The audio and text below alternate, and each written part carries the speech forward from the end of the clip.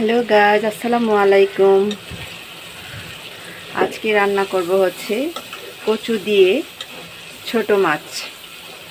কচু দিয়ে এরকম ছোট মাছ চচ্চড়ি করে খাবেন, আশা করি ভালো লাগবে। এই যে ছোট মাছ, নদীর মাছগুলো কষিয়ে নেব।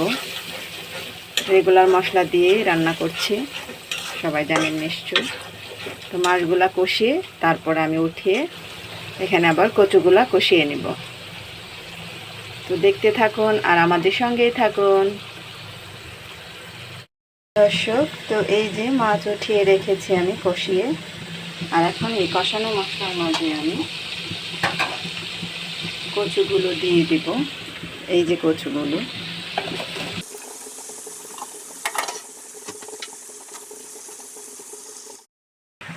তো এই যে আমি অল্প পরিমাণে পানি দিয়ে এখন কচুগুলো কষিয়ে নেব। অনেকে চাইলে মাখিয়েও বসাতে পারেন, তো আমি এভাবেই খাই। আপনারা এভাবে খেয়ে দেখবেন কেমন লাগে।